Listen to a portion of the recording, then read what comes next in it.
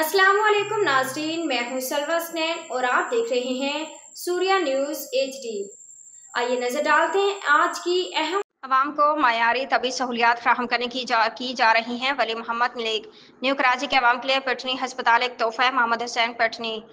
पटनी हस्पताल न्यू कराची में AC लगा दिए गए हैं। पटनी बरादरी की काबीना की शिरकत। Karachi staff reporter. Patni charitable हस्पताल न्यू कराची में अवामी सहूलियात में इजाफा कर दिया गया। पूरे हस्पताल में AC लगा दिए गए। गर्मी की शिद्दत से बचाने के लिए मरीजों के साथ ईमारदारों के लिए भी इंतजारगाह में भी AC लगा दिए। पटनी बरादरी के सदर वली मोहम्मद मलिक, खजांची Yusuf Soomro, deputy convener Mohammad Hussain, Patni auditor Ahmed Raza ने मीडिया से गुफ्तगू करते कहा कि पटनी बरादरी के तहत चलने वाले हस्पतालों में अवाम को मायारी तबी सहूलियात फ्राहम की जा रही। पटनी बरादरी के साथ आम आवाम भी उन सहूलियात से फ़ायदा उठा सकते हैं। पटनी हस्पताल न्यू कराची में 1 साल में जदीद सहूलियात का इजाफा कर दिया है।